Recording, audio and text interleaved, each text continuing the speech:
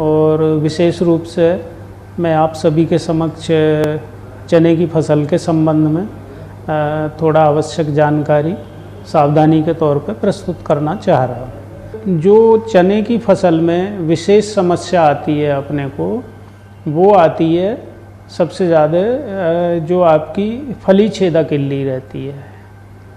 फली छेदक इल्ली पहले से ही शुरुआत उसकी हो जाती है। सबसे पहले उसकी पहचान ज़रूरी हो जाती है। पहले वो पत्तियों खाती है खुरच के, फिर जब उसका बड़ा रूप होता है और चने की फसल पे फल आता है तो उस समय वो फल को नुकसान पहुंचाती है। इसका प्रकोप पत्तियों व पुष्पों की अपेक्षा फलियों पर सर्वाधिक होता है। इस कीट की छोटी सुंडी फसल की कोमल पत्तियों को खुरच कर खाती हैं और द्वितीयक सुंडी संपूर्ण पत्तियों, कलियों और पुष्पों को खाती हैं। तृतीयक अवस्था की सुंडी चना की फली में गोलाकार छिद्र बनाकर मुंह अंदर घुसाकर दाने को खा जाती हैं। एक वयस्क सुंडी 7 से 16 फलियों को क्षतिग्रस्त कर सकती हैं। कभी कभी चने की इल्ली का प्रकोप 50 से 60% तक भी पैदावार को कम कर देता है और उसके नियंत्रण के लिए अपने को कई सारी सावधानियां रखनी हैं।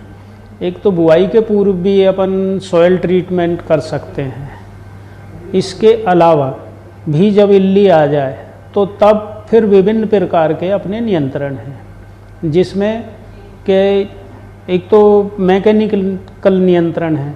उसमें सीधे अपन कोशिश ये करते हैं कि यदि खरपतवार है तो उसको मानव के द्वारा ही कोशिश करें कि अपन खरपतवार उनका नियंत्रण करें। कि प्रकाश प्रपंच बना सकते हैं। रात के समय जैसे उनको लगाएंगे, कीट वगैरह उन पर आकर्षित होकर और उसमें इकट्ठे हो जाते हैं, तो उससे भी उनका नियंत्रण होता है। इस कीट की रोकथाम हेतु आप अपने खेतों में फेरोमोन ट्रैप 10 से 12 प्रति हेक्टेयर की दर से खेत में लगाएं, जिनके प्रयोग से कीटों का प्रकोप कम हो सकता है। चना के प्रमुख कीटों के लिए गर्मियों में गहरी जुताई करने से कीट के कोशक मर जाते हैं। 1 हेक्टेयर क्षेत्र में 50 से 60 बर्ड पंच लगाना चाहिए ताकि चिड़ियां उन पर बैठकर सूढ़ियों को खा सकें। यदि यहाँ से भी स्थिति अपने को बढ़ती हुई लग रही है तो फिर अपन जैविक नियंत्रण भी कर सकते हैं। उसी स्थिति में अपने को ये करना है, जैविक नियंत्रण के लिए एक एनपीवी वायरस आता है 200 एलई का प्रति एकड़ के हिसाब से, वो पानी मिला के उसमें छिड़काव कर सकते हैं। विशेष रूप से वो इल्लियों के द्वारा ही तैयार होता है और उसे इल्ली खाने के बाद जो उसका जहर है तो वो उससे इल्ली ख़त्म हो जाती है।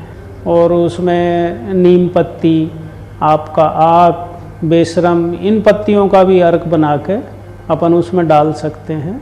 उससे भी अपनी इल्ली का नियंत्रण होता है। इसके बाद भी यदि स्थिति काबू से बाहर पहुंच रही है तो अपन अंततः कोशिश करते हैं फिर केमिकल नियंत्रण की, जिसके लिए अपने को मार्केट से जो भी अच्छी उपलब्ध दवाई है इंडोक्साकार्ब, वो 1 ml प्रति लीटर के हिसाब से पानी में मिला के करीब 300-400 लीटर पानी का अपन उस पर फसल पर छिड़काव करें तो इल्ली का नियंत्रण होता है। दूसरा एक और दवाई है स्पाइनोसेड 45% SC में आती है, वो आधा ml प्रति लीटर के हिसाब से पानी में मिला के भी अपन और उनका इल्ली का नियंत्रण कर सकते हैं।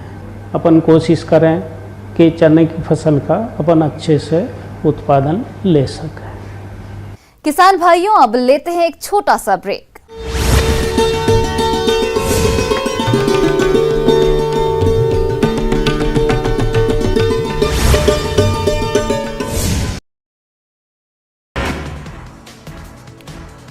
सीधी में बेकाबू होकर पलटी बस, 15 लोगों की मौत, कई की हालत गंभीर, घायलों को एयरलिफ्ट करने की तैयारी। सीधी हादसे में घायल लोगों से मिलने अस्पताल पहुंचे सीएम शिवराज, घायलों के लिए बेहतर इलाज करने के निर्देश।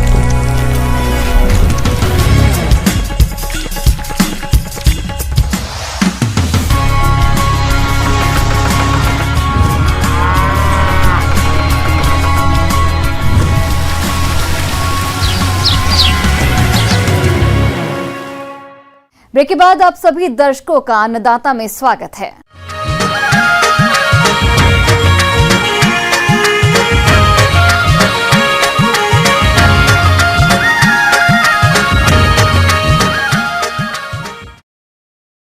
सूरजमुखी की खेती वर्ष में 3 बार होती है, लेकिन जायद फसल के रूप में अधिकांश किसान भाई इसकी खेती करते हैं और अच्छा मुनाफा भी कमाते हैं।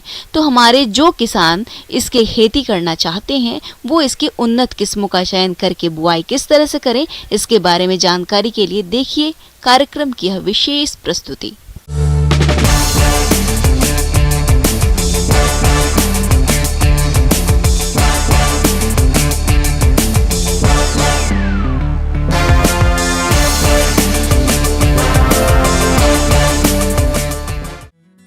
सूरजमुखी, जिसे तिलहनी फसल के रूप में जाना जाता है और बेहतर मुनाफा देने के कारण इसे नकदी फसल के रूप में भी जाना जाता है।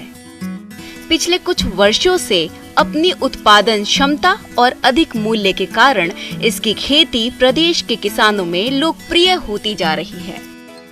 इसकी खेती करने से किसानों को खाद्य तेल उपलब्ध होता है, जो कि दिल के मरीजों के लिए अच्छा होता है।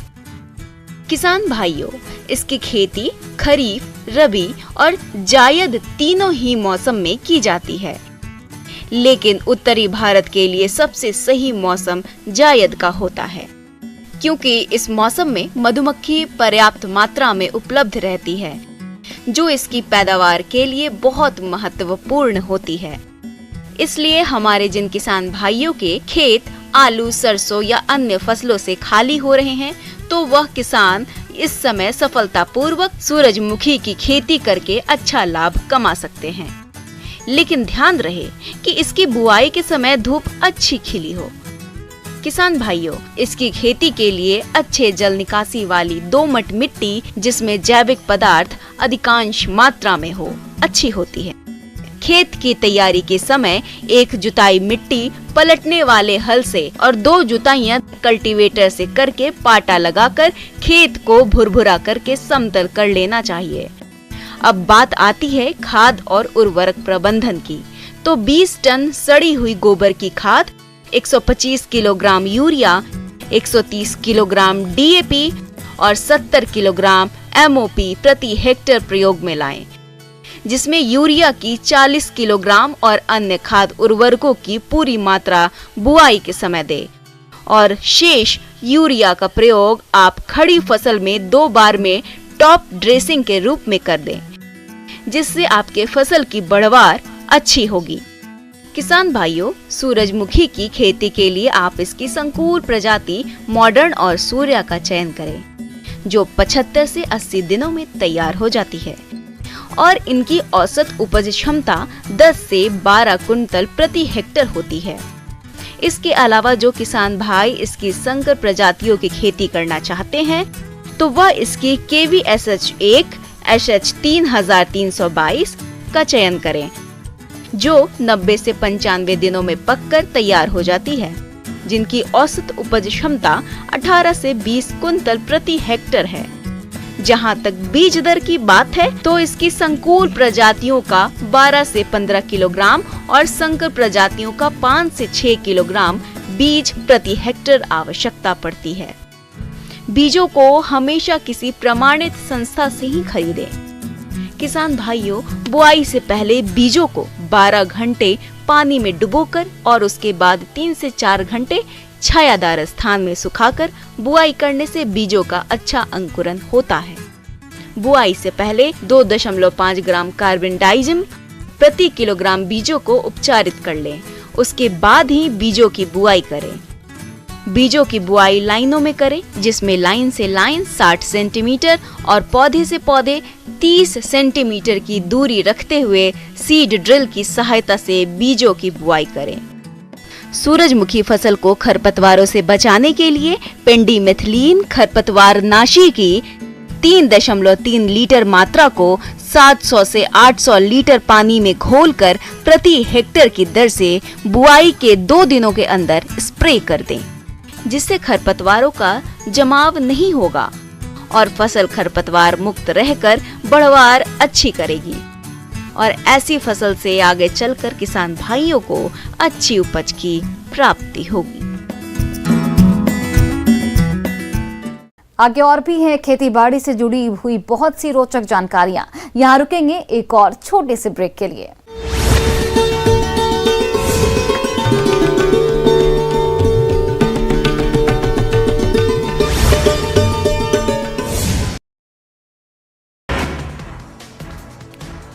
सीधी में बेकाबू होकर पलटी बस, 15 लोगों की मौत, कई की हालत गंभीर, घायलों को एयरलिफ्ट करने की तैयारी। सीधी हादसे में घायल लोगों से मिलने अस्पताल पहुंचे सीएम शिवराज, घायलों के लिए बेहतर इलाज करने के निर्देश, मृतक के परिजनों को 10-10 लाख मुआवजा। केंद्रीय गृह मंत्री अमित शाह ने सीधी सड़क हादसे पर जताया दुख, परिजन के लिए जताई संवेदनाएं, कहा ईश्वर उन्हें दुख सहने की शक्ति दे। सीएम शिवराज सिंह चौहान का दिल्ली दौरा आज, स्थानीय कार्यक्रम में होंगे शामिल, पार्टी के वरिष्ठ नेताओं से भी करेंगे मुलाकात। सीएम शिवराज की अध्यक्षता में कैबिनेट की बैठक आज, लाडली बहना योजना को मिल सकती है मंजूरी।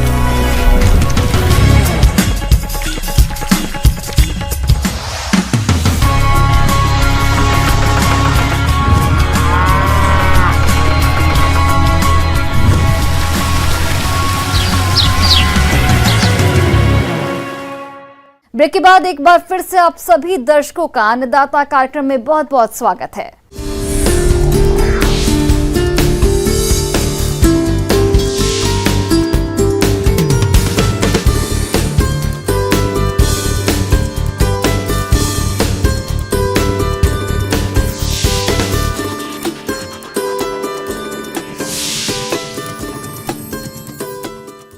आजकल खेती बाड़ी में रासायनिक दवाओं और उर्वरकों का प्रयोग काफी हो रहा है, जिसका दुष्प्रभाव न केवल मिट्टी और वातावरण पर हो रहा है, बल्कि मानव स्वास्थ्य पर भी इसका असर देखा जा रहा है। ऐसे में किसानों के लिए जीवामृत का फसलों में प्रयोग करना वरदान साबित हो रहा है। तो आप जीवामृत कैसे बनाएं और इसका उपयोग फसलों में किस तरह से करें, आइए जानते हैं कृषि वैज्ञानिक डॉक्टर सिराजुद्दीन से।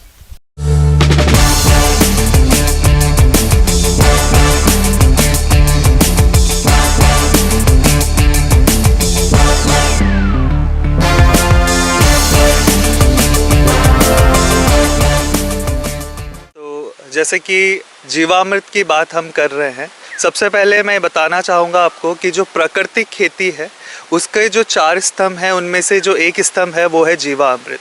और जो जीवामृत है उसका महत्व ये है कि ये पोषक तत्व प्रबंधन के लिए इस्तेमाल किया जाता है प्राकृतिक खेती में। किसान भाई अधिक पैदावार की चाह में खेती में रासायनिक उर्वरकों का अंधाधुंध प्रयोग कर रहे हैं।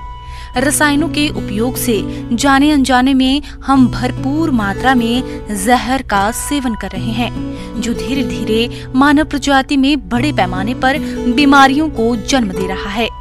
रासायनिक उर्वरकों के लगातार उपयोग से किसान भाइयों का खर्च तो बढ़ता ही है, साथ ही वे अपनी जमीन को धीरे धीरे बंजर करते जा रहे हैं।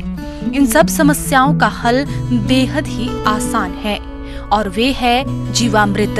इसे किसान अपने घर में ही बिना किसी खर्च के बड़ी आसानी से बना सकते हैं और फसलों में उपयोग करके लागत को कम करने के साथ ही अच्छी गुणवत्ता की पैदावार ले सकते हैं। जीवामृत, जैसे नाम से आपको पता चल रहा है, जीवों के लिए अमृत। तो जो प्राकृतिक खेती है वो सूक्ष्म जीवों की खेती कही जाती है, और जो जीवामृत है वो एक तरह का जामन का तरह काम करता है। जैसे कि 1 चम्मच जामन दही का मिलाते हैं तो पूरी के पूरी दूध को दही में बदल देता है। इसी तरह से जो जीवामृत है पूरी भूमि को उस कल्चर से क्या करेगा कि वहाँ के जो बैक्टीरिया हैं, जो जीवाणु हैं, उनकी जनसंख्या बहुत ज़्यादा बढ़ा देता है, जिससे कि वायुमंडल में हमारी नाइट्रोजन है उसको स्थिरीकरण कराता है। उसके साथ साथ ये जैव उर्वरक का काम भी करता है। महत्वपूर्ण बात है, ये किसी भी तरह की फसल पर इस्तेमाल किया जा सकता है और इसे बनाना बहुत ही आसान होता है। और कुछ ही सामग्री जो कि आपके घर में अवेलेबल है, जो आपके गांव में अवेलेबल है, उससे हम इसको बना सकते हैं। तो 1 एकड़ के लिए जब जीवामृत हम बनाते हैं तो उसमें हमें चाहिए 200 लीटर पानी, 200 लीटर पानी के साथ हमें चाहिए 10 केजी आपका देसी गाय का गोबर, फिर 10 लीटर हमें चाहिए देसी गाय का गौमूत्र, और 2 किलो चाहिए हमें बेसन, 2 किलो चाहिए हमें गुड़, और 1 किलो ऐसी मिट्टी जिसे हम ऐसी मिट्टी जो कि हम बरगद के पेड़ के नीचे से या पीपल के पेड़ के नीचे से लें, जहाँ पर कोई भी रसायन का इस्तेमाल ना किया गया हो। तो ये जो 6 सामग्री है ये चाहिए होती है आपकी जीवामृत बनाने के लिए। बनाना कैसे है, आपको एक प्लास्टिक का कंटेनर लेना है जिसमें 200 लीटर पानी आपका आ जाए।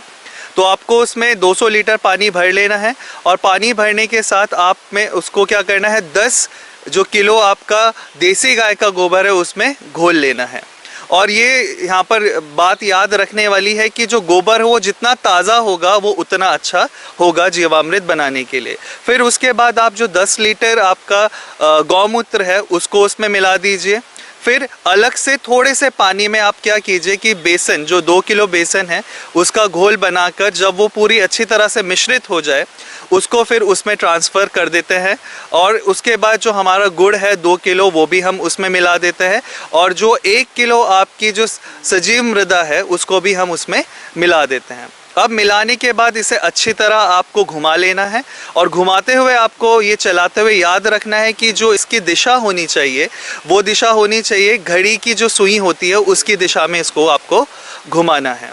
और आपको 72 घंटे के लिए, मतलब आपको 3 दिन के लिए इसको ऐसे ही सड़ने के लिए छोड़ देना चाहिए। और इसके जो आपका जो ड्रम आपने लिया है उसको हमें ढक देना चाहिए, और ढकने के लिए या तो कपड़ा या फिर आपका जो टाट का बोरा हो जिसमें से कि आपकी हवा आर पार जा सके। कभी भी हमें इसे इस तरह के ढक्कन से बंद नहीं करना चाहिए जिससे कि इसकी जो अंदर विषैली गैसें हैं वो बाहर ना निकल पाए, तो इसका हमें ध्यान रखना चाहिए।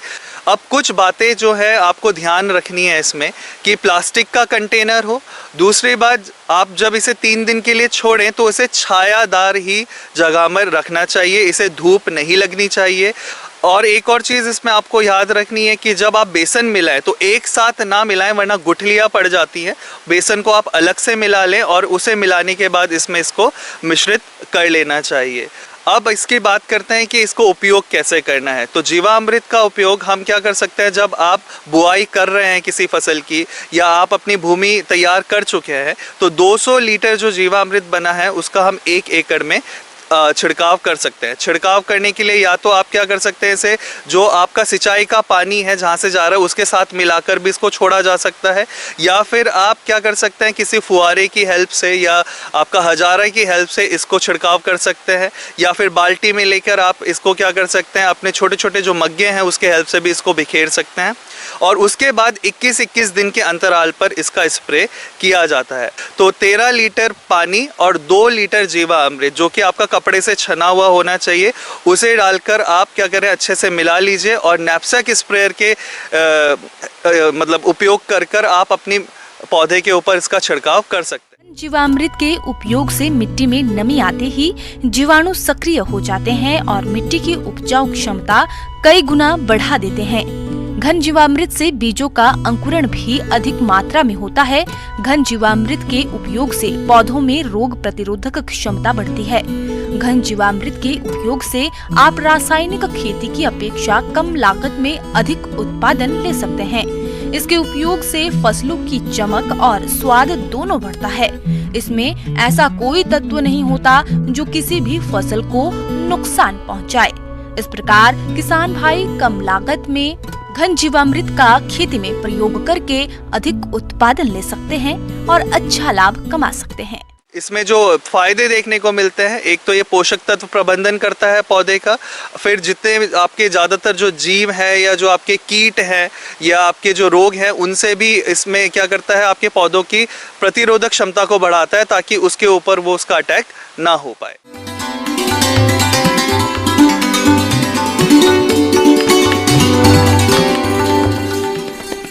आइए जानते हैं अन्नदाता निःशुल्क फोन के माध्यम से पूछे गए समस्याओं का समाधान। आज की अन्नदाता हेल्पलाइन में हमने जिस प्रश्न को शामिल किया है उसे पूछा है ग्राम देवियापुर जिला सरगुजा के लेखराज यादव ने। आपने दुधारू पशुओं में खुरपका मुहपका रोग की रोकथाम के बारे में जानकारी चाहिए है, तो इसके लिए देखिए कार्यक्रम का यह अंश।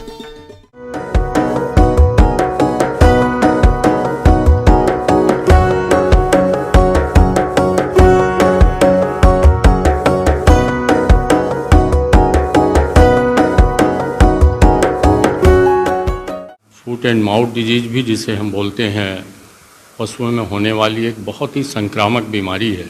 इस मौसम में इस बीमारी से पशुपालकों को अपने पशुओं को बचा के रखना चाहिए। ये इतनी संक्रामक बीमारी है कि यदि आपके पशुओं में से किसी एक या दो पशु को हो गई तो बड़ी तेज़ी से पूरी आपकी डेयरी में फैल जाती है और इससे दोहरा नुकसान होता है।